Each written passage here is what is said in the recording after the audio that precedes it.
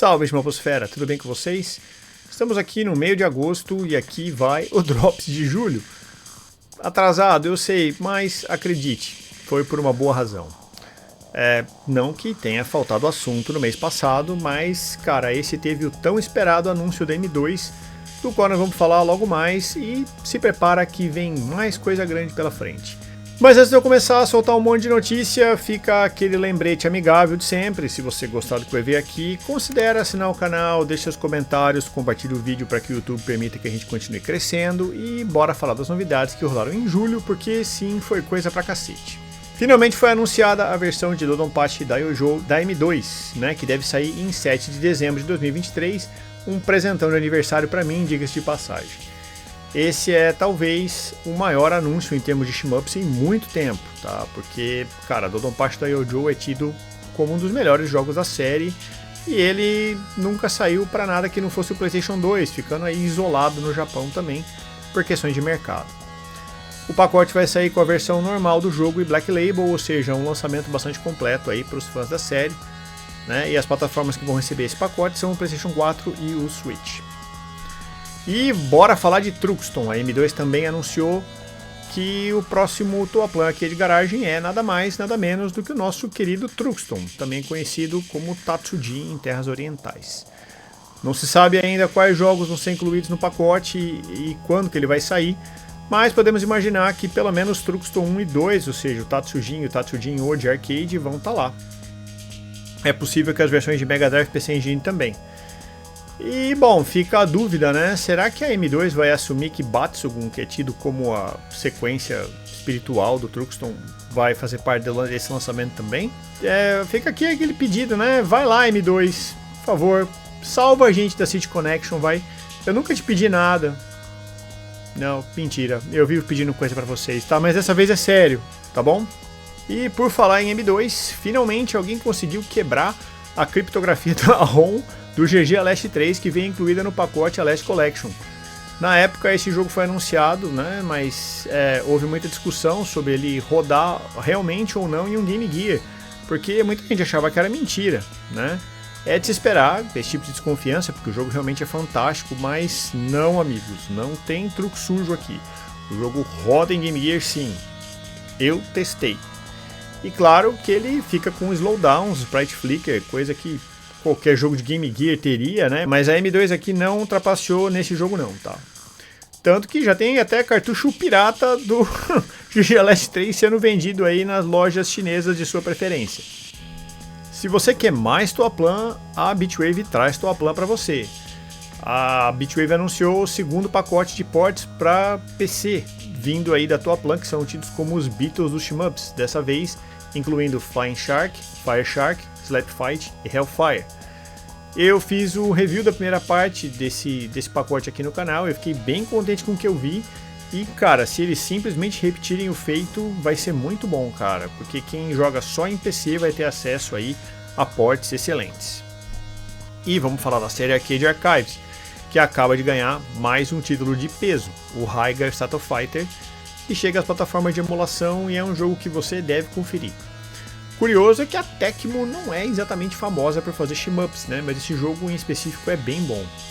Ele foi um dos primeiros jogos que eu fiz review lá nos saudosos anos 90, quando eu comecei a mexer com essa coisa de review de shmup, e eu acabo eventualmente voltando a jogar ele tempos em tempos. Se você não conhece ainda e não tem as manhas com o Mami, fica aí a recomendação. E o Mad Shark chega também à série Arcade Archives, que é um clone safado de Raiden, mas cara, muito divertido, muito legal. Eu joguei ele até cansar no Mami e ele é bem bom, cara. Se você gosta de Raiden, fica aí a dica Mad Shark. Mais um shmup clássico chegando para Switch, Delta Zio, já existia para Steam e Xbox 360 e agora vai aterrissar no consolinho da Nintendo.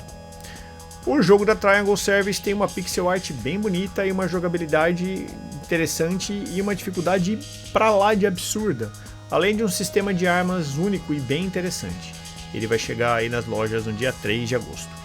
Aqui vai um bônus para vocês, já que isso não tem nada a ver com shmups, mas é algo único e que pode ser interessante para muitos daqui. A Taito vai lançar um pacote com títulos de FMV dela que foram lançados para Laserdisc.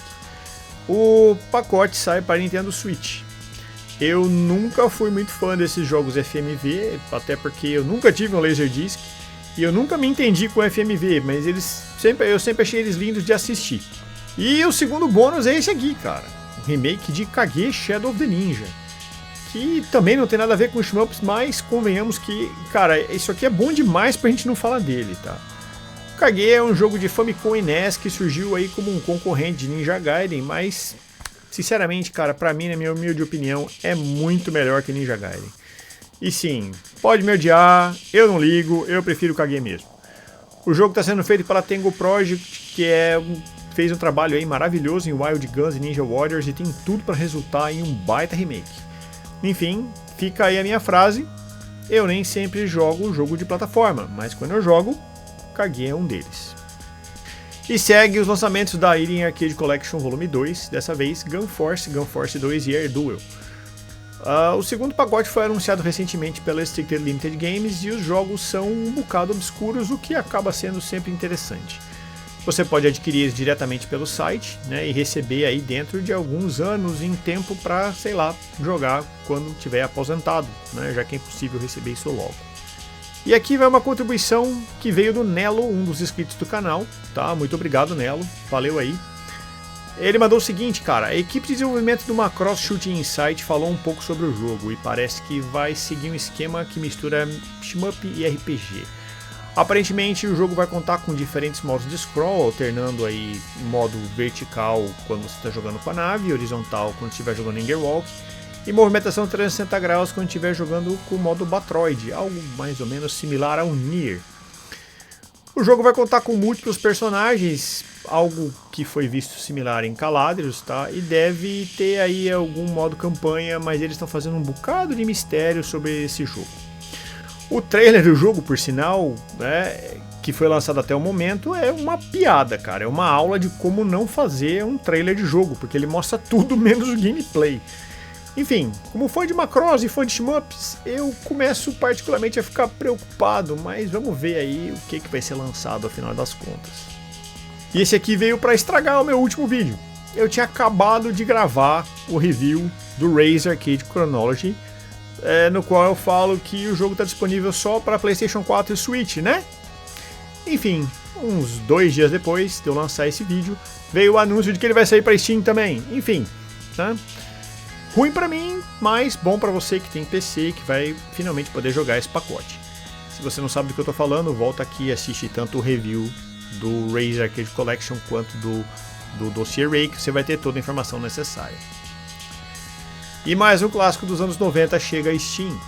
Radiant Silvergun já existe aí para consoles faz anos, tendo inclusive versões em HD, mas nunca havia saído para PC. Finalmente o jogo vai ser oficialmente lançado para PC e eu espero que eles implementem alguma coisa nova, porque se for simplesmente para jogar a versão emulada, não vale a pena, né? E achou que eu não ia falar dos micros clássicos? Pois é. Essa aqui foi uma dica do Hauser, o campeão argentino de Dynamite Go-Go. Talvez o campeão mundial, talvez o campeão intergaláctico de Dynamite Go-Go, mas enfim. O Hauser achou esse jogo aqui, o Action KOS, que está sendo desenvolvido para MSX. Eu não sei em que pé que tá e não sei se está pronto, mas ele está ficando interessante e parece que está sendo feito para MSX2. E valeu aí, Hauser, muito obrigado. E logo a gente vai ter um outro jogo de MSX para competir, já que da última vez eu levei uma surra no Dynamite Go-Go. E tem lançamento para Amiga também, né? Caravandalf é um shmup vertical feito em modo H para máquinas Amiga 1200 ou superiores em 2023.